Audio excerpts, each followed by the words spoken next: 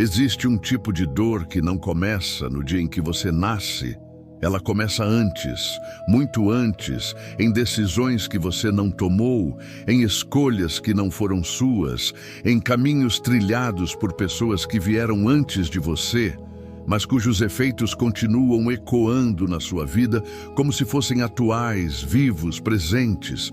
É uma dor silenciosa, persistente, que atravessa sobrenomes, atravessa histórias familiares, atravessa gerações inteiras e se manifesta de formas que, muitas vezes, ninguém consegue explicar com lógica ou razão. Você cresce, amadurece, constrói sua própria história, tenta fazer diferente, tenta viver de outro jeito, mas percebe que certos padrões continuam se repetindo. Relacionamentos que sempre terminam do mesmo modo, conflitos que surgem nos mesmos pontos, quedas que acontecem quando tudo parecia finalmente dar certo, decisões que parecem mudar apenas o cenário, mas nunca o final. E quanto mais você tenta entender, mais confuso fica, porque por fora parece apenas azar, mas por dentro existe uma sensação estranha de que algo está fora do lugar. Com o tempo, surge uma pergunta que quase ninguém tem coragem de formular em voz alta. Por que isso sempre acontece comigo? Por que a minha história parece tão parecida com a história dos meus pais, ou até mesmo dos meus avós? Por que certas áreas da minha vida parecem travadas, fechadas, bloqueadas, mesmo quando eu oro, busco a Deus, tento fazer tudo certo e ainda assim sinto que estou andando em círculos? Talvez o problema não tenha começado em você. Talvez você esteja lidando com algo que foi plantado antes do seu nascimento, uma herança que não é genética, mas espiritual. Algo invisível, mas real, que a Bíblia chama de maldição hereditária.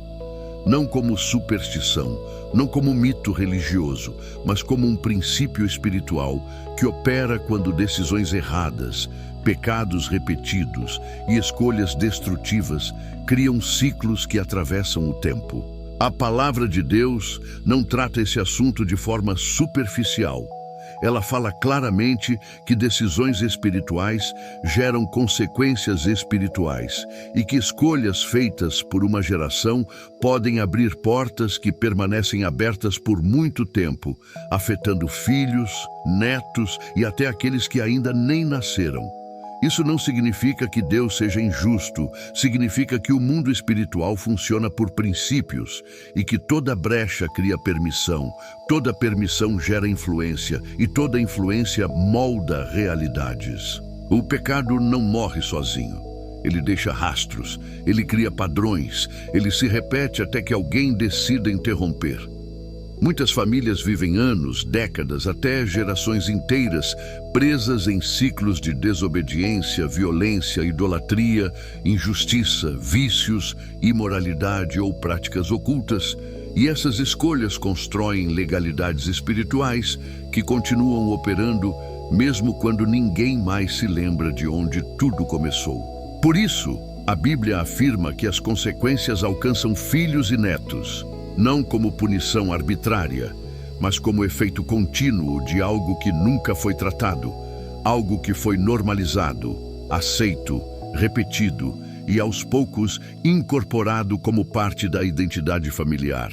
O problema é que, com o tempo, as pessoas passam a achar normal aquilo que está errado, passam a chamar de destino aquilo que, na verdade, é ciclo. Muitas pessoas vivem sofrendo sem entender, carregando pesos que não são delas, pagando dívidas espirituais que nunca contraíram, lutando contra batalhas que não começaram com elas. E o mais perigoso é quando essa dor começa a moldar a identidade, fazendo a pessoa acreditar que nasceu para perder, que nunca vai dar certo, que sua vida sempre será assim. Uma maldição hereditária quase nunca se manifesta de forma sobrenatural visível. Ela não aparece como algo espetacular ou assustador.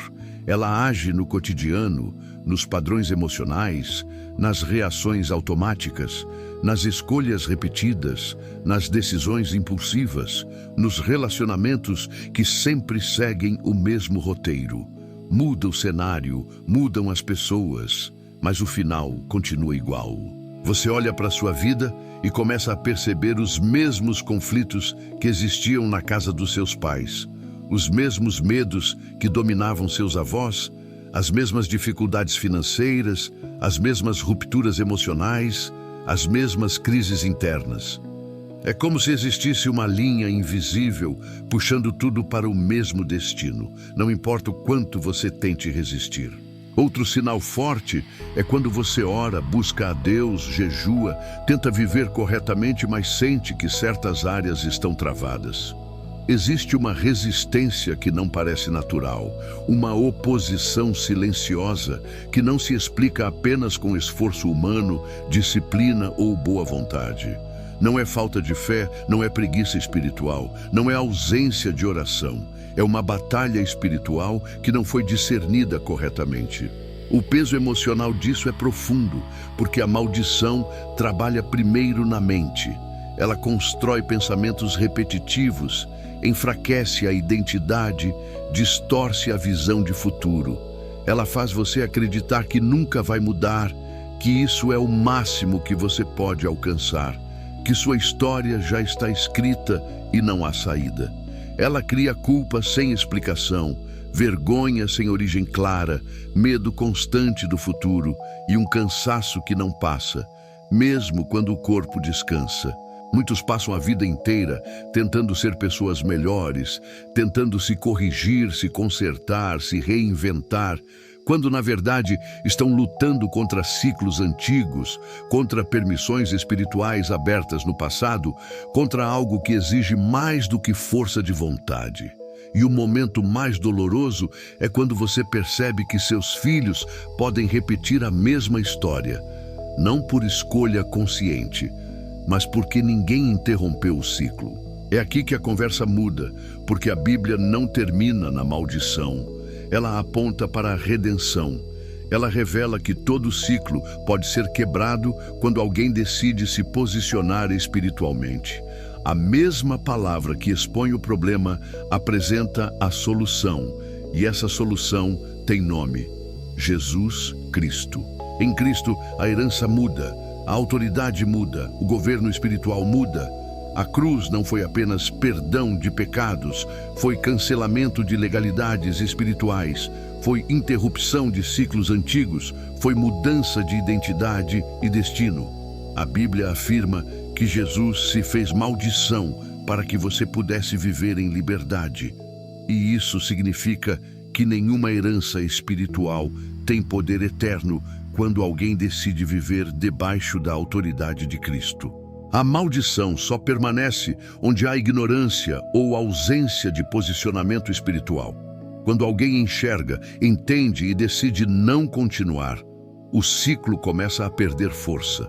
A influência começa a ser quebrada. A história começa a mudar de direção. Libertação não acontece em grito, não acontece em ritual, não acontece em emoção momentânea. Libertação começa quando a consciência é despertada e a verdade confronta aquilo que estava escondido. Reconhecer padrões, confessar pecados familiares conhecidos, renunciar a alianças espirituais erradas, romper com práticas que abriram portas no passado, não como ritual mágico, mas como ato consciente de responsabilidade espiritual. Mas a libertação não termina nesse momento. Ela se consolida em uma nova caminhada, porque libertação não é um evento isolado. É um caminho diário de obediência, permanência e escolhas diferentes sustentadas ao longo do tempo. Santidade não é perfeição, é posicionamento contínuo.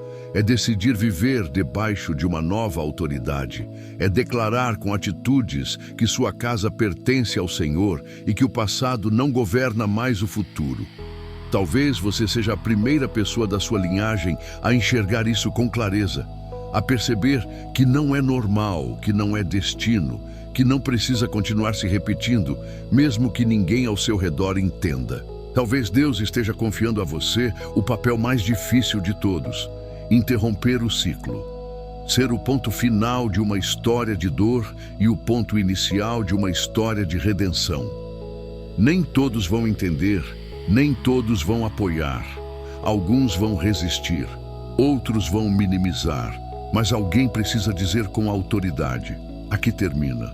Você não é refém do passado. Você é guardião do futuro. E quando Deus liberta alguém de verdade, Ele não muda apenas uma vida isolada. Ele muda gerações inteiras.